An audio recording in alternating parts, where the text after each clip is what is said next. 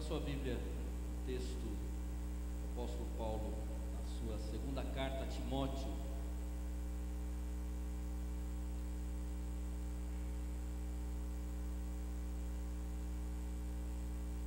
Segunda carta de Paulo a Timóteo traz uma declaração que nos faz pensar um pouco sobre quem nós somos no reino. Nós costumamos diferenciar no reino de Deus as funções. A nossa mente, ela é muito segmentada pelos papéis que representamos na sociedade. Definimos na sociedade a diferença entre rico e pobre, negro e branco, o analfabeto e o estudado. Definimos na sociedade uma série de divisões, mas quando nós saímos do contexto social e levamos a nossa mente para o reino de Deus, todos nós nos tornamos soldados de Jesus.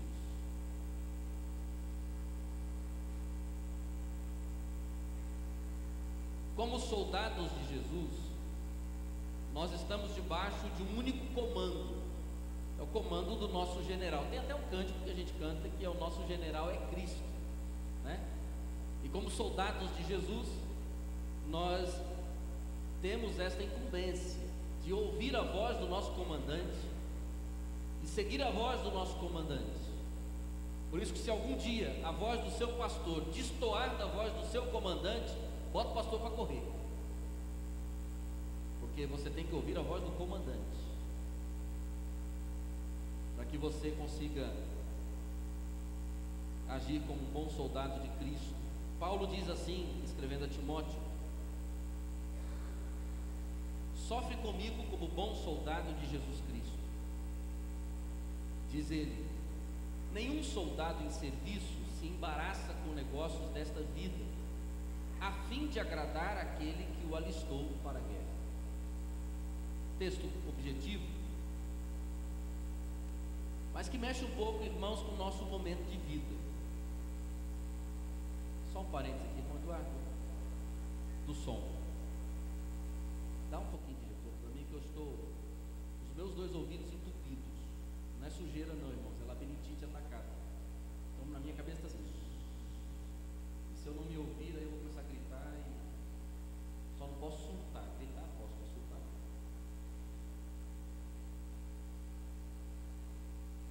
Irmãos, quando nós olhamos para esse texto, eu queria pensar com você algumas coisas. Talvez vou tentar ser um pouco mais prático aqui, objetivo, naquilo que eu recebi no meu coração essa semana.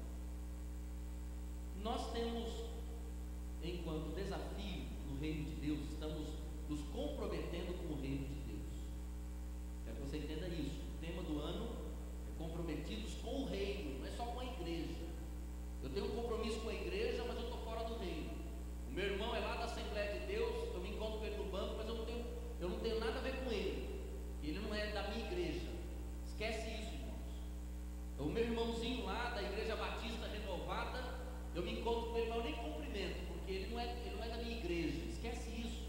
Isso é um pensamento muito humano.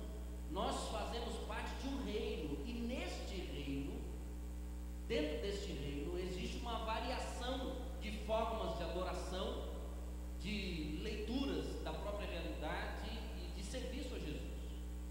Eu quero desafiar você a ser um cidadão do reino. Você representa o reino onde você está. Eu tive uma experiência sexta-feira à noite na faculdade teológica, na minha primeira aula sobre o Velho Testamento, em que eu fiz uma roda com os alunos e fui fazendo aquela fatídica aula de começo de ano, que às vezes cansa. Todo ano você tem que ficar se apresentando para o professor, falando quem você é, tá?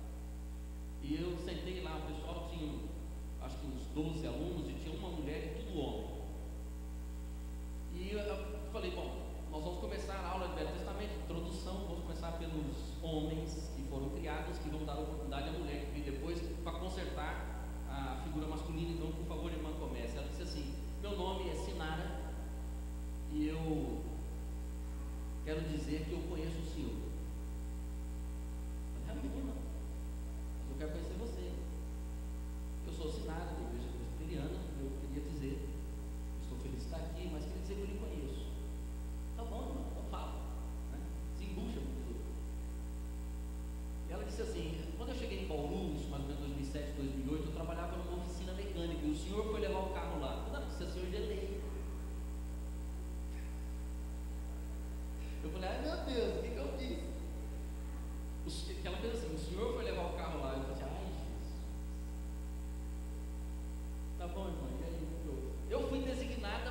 levava o senhor em casa para o seu carro colou. Eu falei assim, ai meu Deus, o que eu falei? Ela disse assim, pastor, naquele dia, o senhor não me conhecia, eu não lhe conhecia. O senhor entrou no carro, olhou para mim e disse, está tudo bem com você? Eu leio muito a postura corporal, a fisionomia, eu disse, está tudo bem com você? Isso em 2007. E ela disse, mais ou menos. O senhor virou para mim e trouxe um texto bíblico dentro do carro. O senhor falou uma palavra bíblica e disse, olha, eu vou orar por você. Se fortaleça em Jesus, eu vou orar por você. Não sei o que está acontecendo na sua vida, mas eu vou orar. Ela me deixou em casa e foi embora. Eu nunca mais vi essa mulher, irmãos. Eu sento na faculdade teológica para dar aula, quem está na sala? E ela disse assim, naquele dia eu estava passando o pior momento da minha vida. Eu tinha vindo sozinho para Bauru, precisando de orientação. Deus me coloca o senhor dentro do meu carro. E o senhor pega um texto, cita um texto bíblico. E aquele texto bíblico me orientou em várias coisas naquela fase da minha vida. E hoje eu estou na igreja, estou aqui na faculdade teológica e o senhor é meu professor. Reino de Deus não é dizer assim, lá dentro da igreja eu vou falar as palavras da igreja. Reino de Deus não é dizer assim, lá no cântico eu levanto a mão e falo as coisas certas da igreja. Não, é onde você está, você ser um agente do reino. Sim, não precisa falar muito, não precisa ter teologia. Cita um texto bíblico para a pessoa, olha para a pessoa aqui, é mais fácil, mas hoje em dia você não precisa nem perguntar muito, está todo mundo meio que caído. Parece os prédios no Brasil estão desmoronando. As pessoas estão assim, você olha para ela e diz assim, poxa, o que está acontecendo com você? Dá uma palavra bíblica, dá uma orientação bíblica. Não precisa pregar uma mensagem, jogar a pessoa no inferno. Não, diz para ela, olha, Deus te ama, e cita algo, e diz, vou orar por você. Reino de Deus é quando você olha todas as possibilidades da realidade humana como uma forma de você manifestar a graça de Jesus.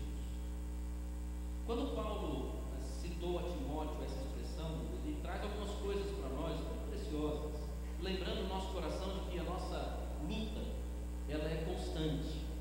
Nós, como igreja e como crentes, não existimos para entreter e divertir as pessoas, nós não existimos para fazer as pessoas se sentirem apenas bem. Paulo diz assim, eu estou bem, eu não me sinto bem, eu estou bem. Eu posso estar me sentindo mal, mas eu estou bem. Eu posso estar com dor de cabeça, mas eu estou bem. Eu posso ter uma crise, mas eu estou bem, porque eu não estou preocupado em me sentir bem, eu estou preocupado em estar bem, que é totalmente diferente. Uma pessoa que tem dependência de álcool, quando ela está mal, ela toma pinga para se sentir bem. Tem gente que vai para a igreja para se sentir bem, mas Paulo disse, eu não me sinto bem, eu estou bem, em toda e qualquer situação. Esse é o nosso grande desafio. Então o desafio da igreja não é apenas entreter as pessoas, envolver as pessoas, divertir as pessoas, encher os templos, mas é ajudar as pessoas a estarem bem, em toda e qualquer situação da realidade humana. E é para isso que nós precisamos assumir o nosso grande desafio de parecer um pouquinho com Jesus. Jesus não está pedindo para que você pareça com Ele a partir de hoje, na hora do almoço, você já seja a Jesus da vida. Não, Ele quer que a gente vá se transformando cada vez mais. Cada conflito, cada desentendimento, cada situação, cada fracasso, cada erro, nós pegarmos aquilo que podemos aprender e moldarmos um pouquinho mais o nosso caráter com o caráter de Jesus. É o desafio. Jesus não quer que você seja perfeito da noite para o dia, mas Ele quer que você lute para mudar um pouquinho, melhorar um pouquinho, alterar um pouquinho o seu caráter, a sua maneira de ser, à maneira de Jesus. E é por isso que eu coloco uma frase no boletim, na pastoral, de que o nosso grande desafio é imitar e multiplicar a vida de Cristo. Simples. Você imita e multiplica, imita e multiplica, imita e multiplica. E quem imita, multiplica. Não precisa fazer curso de evangelismo. Você apenas vai imitando Jesus, as pessoas vão vendo e querem saber o que acontece com sua vida, e isso vai naturalmente acontecendo, não traz muito estresse para a nossa realidade. Eu quero apontar aqui, meus irmãos, algumas atitudes que um soldado do reino de Deus não deve ter e não tem. E eu acho que isso aqui nos ajuda um pouco na nossa caminhada de construção do nosso compromisso com o reino enquanto pessoas que procuram parecer com Jesus. Um soldado do reino de Deus, ele não foge do sofrimento. Primeira atitude. Ele não foge do sofrimento. O apóstolo Paulo, quando fala com Timóteo, ele diz assim: sofre comigo como bom soldado de Cristo. E, irmãos, quando eu li isso, eu fiquei preocupado. Sabe por quê? Porque o nosso grande desafio na vida é fugir do sofrimento. A gente quer fazer de tudo para não sofrer. Se você está numa empresa, o teu chefe está te apurrinhando, tem gente no trabalho te incomodando, primeira coisa que você pensa: eu quero mudar de emprego. Se você está num casamento, o casamento está difícil, o marido está apurrinhando, a mulher está incomodando, quer mudar de marido. Se você está com uma doença, a primeira coisa que você faz: eu quero me livrar dessa doença. A dor, nós não queremos sofrer. E o convite de Paulo a Timóteo é interessante. Não é assim: vem curtir comigo o evangelho. Não, ele diz assim: sofre comigo, luta comigo. Semana passada vocês viram o texto que eu li, quando Paulo diz: eu sinto no meu corpo as dores de parto, até que Cristo seja formado em vocês.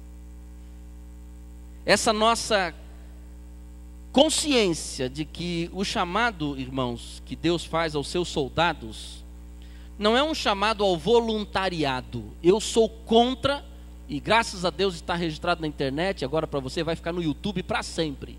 Eu sou contra, terminantemente contra.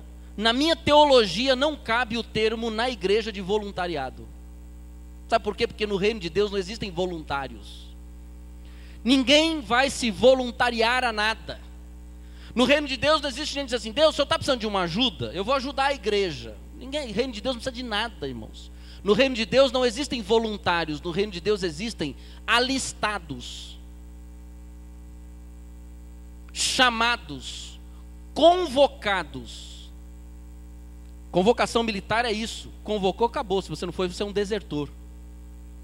No reino de Deus não existe essa de: eu vou ajudar a igreja. Não, você foi alistado, você tem que fazer. Quem foi chamado tem que servir. E fica para nós a grande definição de que todo crente está em serviço, foi chamado ao serviço. Eu nunca esqueço um pastor que numa mensagem diz assim: irmãos, na minha igreja todos os membros são comprometidos. Que beleza, hein, né, Ana? Todos os membros comprometidos. Todos. Aqui nós temos 450 membros. Irmãos, todos são comprometidos, amém? Sabe por que vocês não falaram amém? Porque vocês acham que todos não são comprometidos, mas todos são comprometidos. Quem não é comprometido com Deus é comprometido com o diabo, disse o pastor. Todos de alguma forma estão comprometidos. Só que se você não se compromete com uma coisa, automaticamente você se compromete com outra. Por isso, em uma das mensagens eu disse: nós precisamos definir o nível e com quem e como nós estamos nos comprometendo. O nosso compromisso é tão forte que ele não vem apenas de uma disposição de servir. Eu quero servir, eu estou me sentindo agora com vontade de servir. Não, ele diz assim: nós fomos alistados, e um soldado no reino de Deus, ele foi alistado para agradar aquele que o chamou.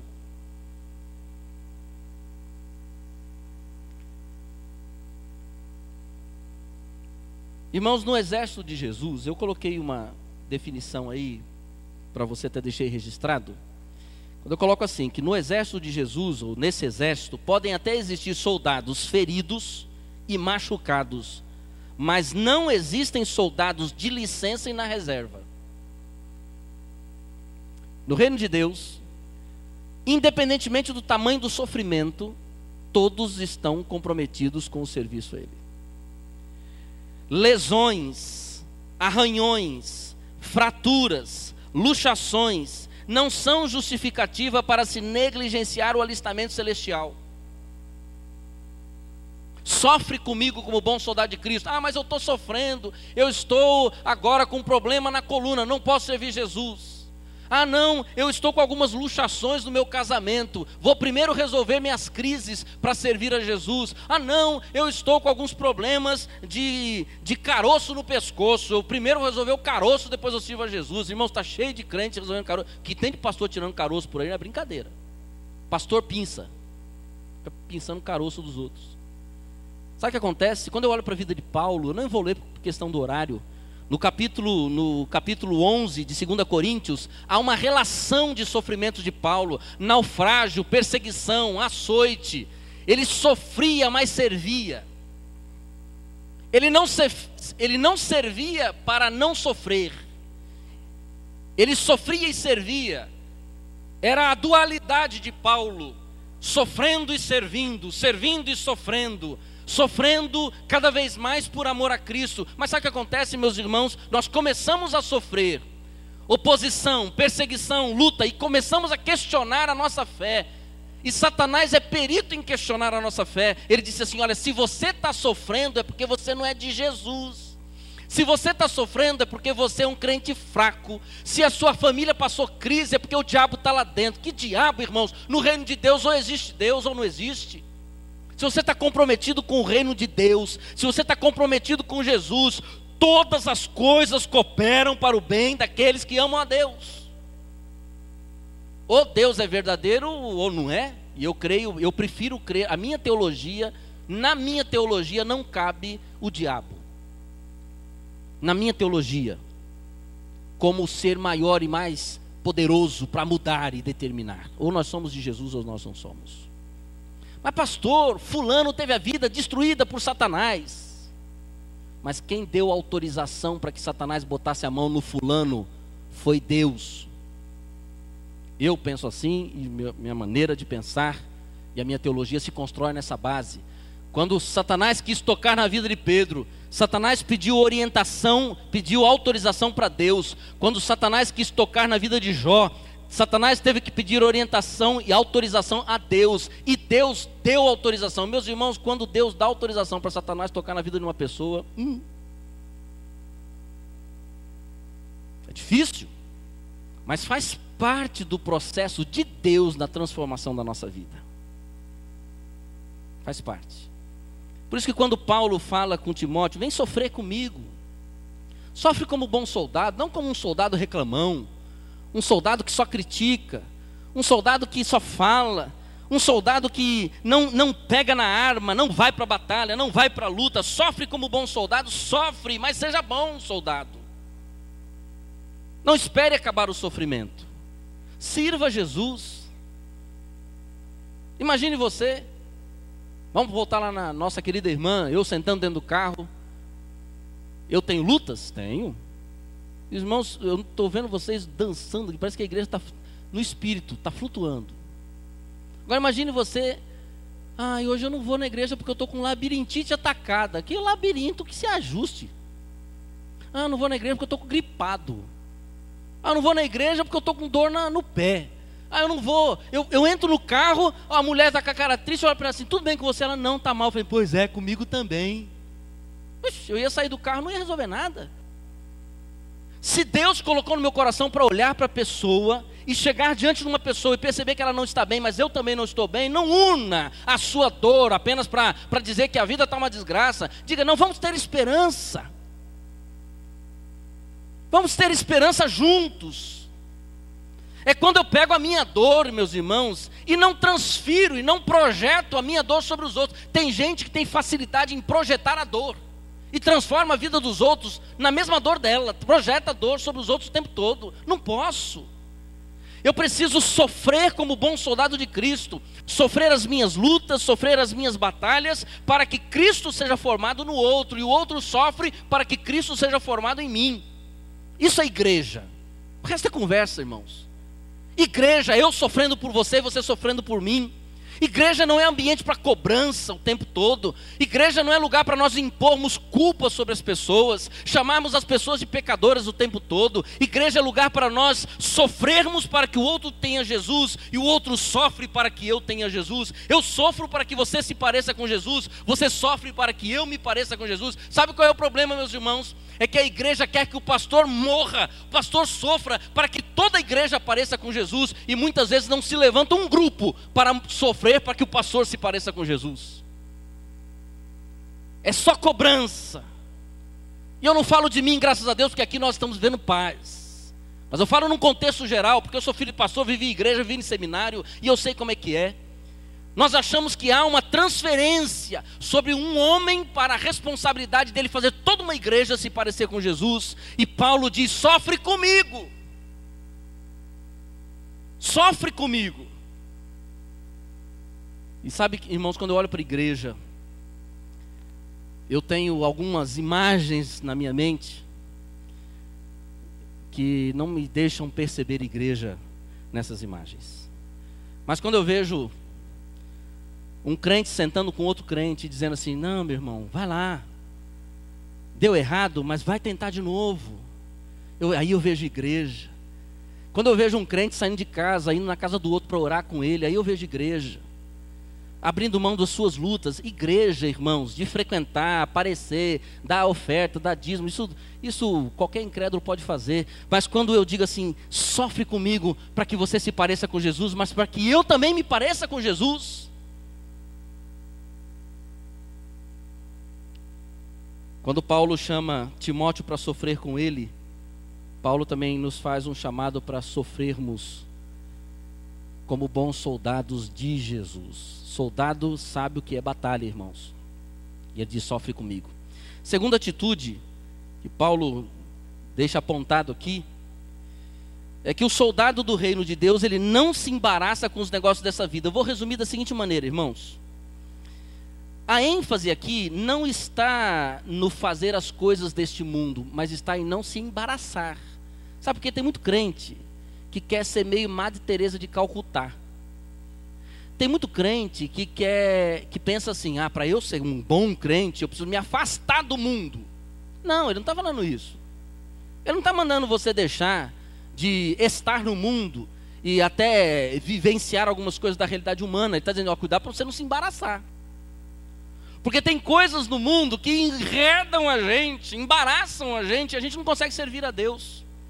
E eu fiquei pensando, meus irmãos, como não seria uma fronteira cheia de soldados que tem a responsabilidade de proteger a fronteira, embaraçado com outras coisas. O inimigo está entrando e os caras estão lá jogando videogame, estão lá mexendo na internet. É soldado da fronteira, tem que estar de prontidão. Eu fui militar e eu lembro uma vez que eu estava... Eu não vou pegar o clarinete aqui não, senão eu vou apanhar lá. Eu estava aqui em guarda com o meu fuzil. E aqui tem uma faca, né? E assim, 2 horas da manhã eu fiz assim. Eu dormi. Eu comecei a sonhar. Crente de guarda sonha com anjo, né? Eu comecei a sonhar que tinha um monte de anjo passeando no quartel, lá em Barueri. Aí de repente eu dei uma tombada para frente, assim, o negócio pegou que me cutucou. Se eu durmo de vez eu caio, aquilo entra. Agora imagine vocês, um soldado de guarda igual Samuel, dormindo, ou embaraçado com as coisas dessa vida. Eu lá na guarita de guarda, tiro o meu celular, porque naquela época não tinha, mas hoje tem. Tiro o meu celular, boto o meu fuzil do lado e começo a mexer na internet. Começo a me embaraçar no Facebook. Tem muito jovem, nem jovem, tem muita mulher da igreja, tem muito homem da igreja se embaraçando no Facebook, se embaraçando antigamente no Orkut, se embaraçando com a internet, se embaraça com as coisas dessa vida. Mas, meus irmãos, vamos usar essas coisas numa boa, sem problema nenhum, sem culpa. Eu uso a internet sem culpa nenhuma. Mas o problema é quando eu começo a me embaraçar com aquele negócio. Eu passo ali 2 horas, 3 horas, enquanto eu poderia fazer outras coisas. Eu não posso ir na igreja, eu não tenho tempo para ir na igreja, eu não quero estar com meus irmãos, mas eu passo horas na internet, como se aquilo fosse um Deus na minha vida, e eu transformo aquilo num Deus. Isso está me embaraçando, me tirando da convivência, me tirando da comunhão com as pessoas. Isso é embaraço. A gente se embaraça com o trabalho, a gente se embaraça com o esporte, a gente se embaraça com um monte de coisa e muitas vezes não faz o que nós deveríamos de fato fazer. Nos embaraçamos até com festa, meus irmãos. E deixamos muitas vezes de discipular, de orientar. Eu quero fazer uma pergunta para você. Eu vi uma pergunta mais ou menos parecida num livro uma vez, eu falei: pois é. Você confiaria fazer uma cirurgia, passar por um procedimento cirúrgico, se você tivesse certeza de que parte da equipe não é uma equipe comprometida com o processo cirúrgico? Eu duvido que você faria. Você vai entrar para uma cirurgia, irmã Terezinha, cirurgia do joelho. A irmã Terezinha fez uma cirurgia no joelho, a mulher ficou nota 10, irmão. Eu quero saber quem é esse médico, hein? Ela ficou, ó, tá andando melhor que a filha, né? Tá firme. Agora imagina você, a irmã Terezinha vai fazer a cirurgia no joelho. E aí chega alguém e diz para assim, irmã Terezinha, a irmã vai fazer a cirurgia com que médico? Ó, o doutor fulano. Quem é que é o anestesista? Doutor Ciclano. Vai não. Por quê? Toda vez que ele vai dar anestesia, ele atende o celular. Tá com anestesia aqui, peraí, alô? Ai, peraí, não, é o paciente, eu dei a cirurgia no lugar errado, dei na testa. Você faria cirurgia com alguém que você sabe que não está comprometido? Você contrataria para a sua empresa uma pessoa que de antemão você já sabe que não se compromete? Não faz isso, irmãos. Que se embaraça com outras coisas. Eu lembro que eu tive um funcionário, eu era gerente de uma filial em Ribeirão Preto, e eu tinha um menino, um office boy, um funcionário, que ele não se comprometia com a empresa, e aquilo me irritava profundamente, porque ele saía, fazia serviço na rua, e ele voltava, abria o jornal, pegava um cigarro, e o problema não era o cigarro era dele, o problema era dele, mas ele abria aquilo lá, e começava a ler. E um dia eu chamei ele e falei, fulano, vem cá, você vai e faz a entrega na rua dos documentos, volta, abre o jornal e fica lendo, a empresa está funcionando, meu filho, vai fazer alguma coisa. Sim senhor, sim senhor. Segunda vez, chego da rua, tá o garotão lá com o jornal aberto. Meu, você está lendo o jornal por quê? Não, eu já entreguei os documentos que o senhor mandou. E você está lendo o jornal? Meu, vai ajudar lá a secretária, vai ajudar lá a psicóloga, vai lá ajudar o gerente da outra área. Não fica parado. Não, eu vou, beleza. Aí, terceira vez, o jornal aberto, eu botei pelo jornal assim, fui lá na secretária e falei, bate uma cartinha para mim. Ela bateu uma carta de demissão. Ele estava lendo o jornal, eu botei pelo jornal assim, pode continuar lendo o seu jornal. Ô seu Samuel! Acabou. Sabe por quê? Aquele moço estava demitido porque eu percebi que ele não estava comprometido. Ele se embaraçava com cigarro, ele se embaraçava com jornal. Nossa, o pastor foi mal. Não fui mal não, meus irmãos. É a lei da vida. Você tem que se comprometer. E um soldado que se embaraça com coisas que não é a missão principal, perde campo.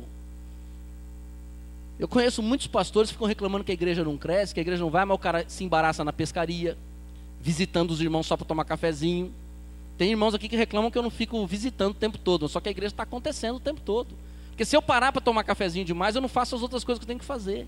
Isso é a vida. Eu tenho que definir foco, tenho que ter missão, tenho que ter visão, e eu não posso me embaraçar com as outras coisas. Imagina eu embaraçado. Eu pastoreio os irmãos, eu faço psicologia, eu dou aula de teologia, eu viajo para fazer conferência. Imagina eu me embaraçando com outras coisas. Eu gostaria de jogar bola de sábado com o pessoal na chácara, eu não vou. Não é porque eu não gosto, eu não sei jogar bola, mas eu adoro estar com as pessoas tentando acertar a bola. A bola corre para um lado, eu corro para o outro, mas eu gosto, mas não faço. Eu gosto de estar no momento de festa da igreja, nas casas. Eu não consigo, eu não posso, sabe por quê? Porque se eu me embaraçar com isso aqui, eu não consigo desembaraçar ali, que é a missão principal.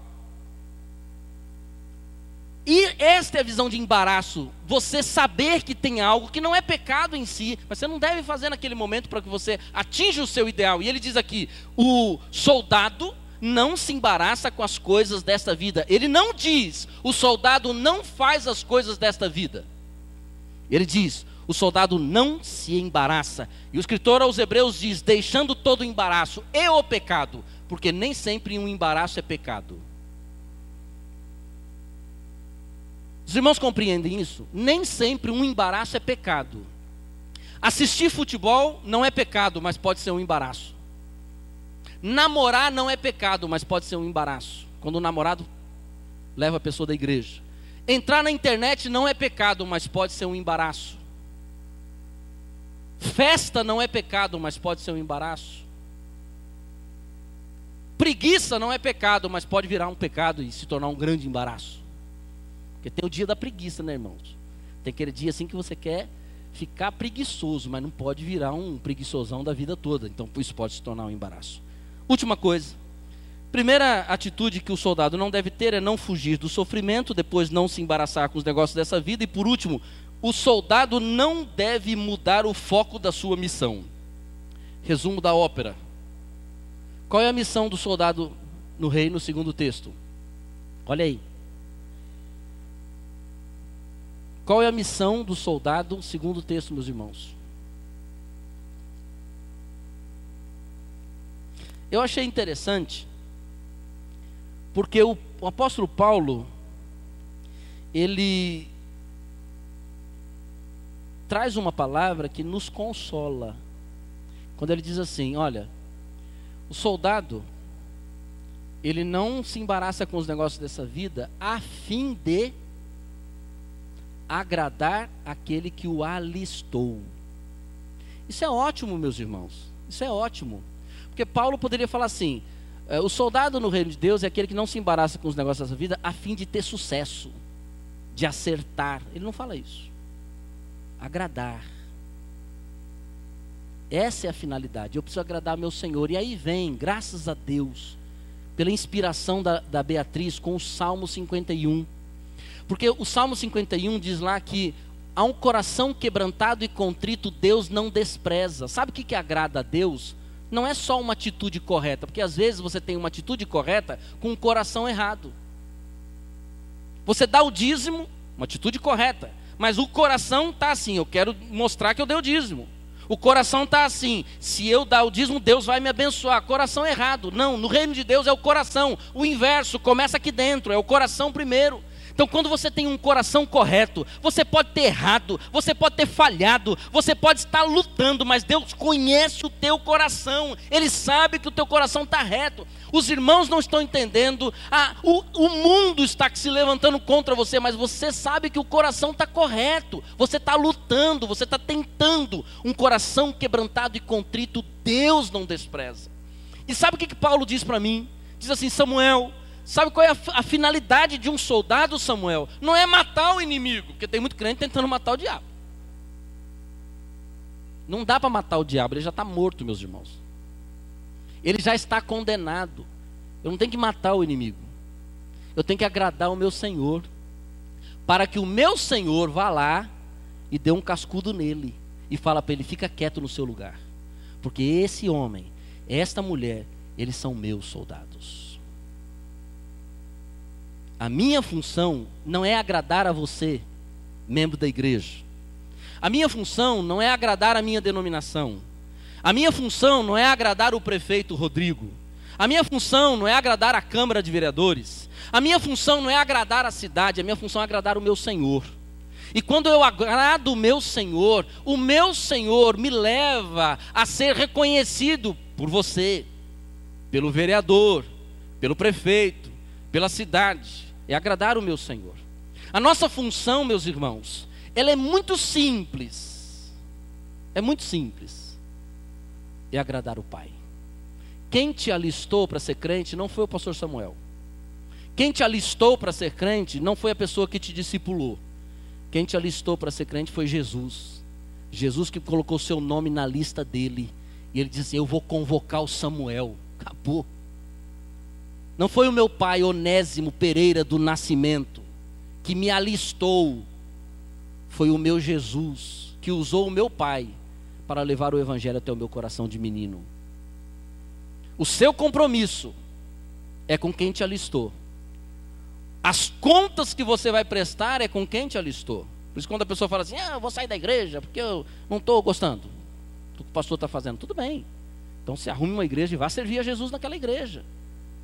Mas eu não estou concordando. Tudo bem, mas faça. Faça. Esse é o nosso compromisso. Agradar a quem nos alistou. Quem nos chamou para ser parte do reino de Deus foi Jesus. O meu compromisso e o seu compromisso é com Jesus. Agrade a Ele. E você não agrada a Jesus só quando você acerta. Você agrada a Jesus quando você tem um coração reto e tem fidelidade. Age com verdade e diz para Deus, o Senhor conhece o meu coração, Deus. E é por isso que eu quero continuar te servindo. Amém, irmãos? Nós somos soldados do reino. E como soldados do reino, nós não podemos fugir do sofrimento. Às vezes, por sermos soldados do reino, vamos sofrer. Não podemos nos embaraçar com as coisas dessa vida. Podemos fazer as coisas dessa vida. sem culpa. Sem culpa. Domingo retrasado eu estava na praia, sem culpa. Eu estava de férias. Um dominguinho, irmãos. Pastor de sunga na praia domingo. Não estava de sunga, estava de shorts. Mas domingo, irmãos, eu confesso meu pecado, os irmãos me perdoem. Mas lá na praia, minha esposa me deu uma bronca, sabe por quê? Eu entrei na internet no meu celular para ver o culto aqui. Ela falou assim, pelo amor de Deus, desliga esse negócio. É fazer as coisas dessa vida sem embaraço. Agora, quando eu deixo a igreja todo final de semana para ir para a praia, virou embaraço. Eu deixo a igreja todo final de semana para fazer churrasco, virou embaraço. A carne me pegou. Cuidado, hein, João, você gosta de churrasco. Quando eu deixo de ir na igreja por causa do jogo de quarta-feira, virou embaraço. E por aí afora, meus irmãos. Nós podemos fazer as coisas desta vida sim, com alegria. Diz o escritor aos Eclesiastes, viva a vida com toda a sua intensidade, seja feliz, mas cuidado com o embaraço. Quando virou embaraço, virou problema. Tem amigos incrédulos, mas cuidado para eles não se tornarem embaraço. Agora aplique essa verdade ao seu coração. Vamos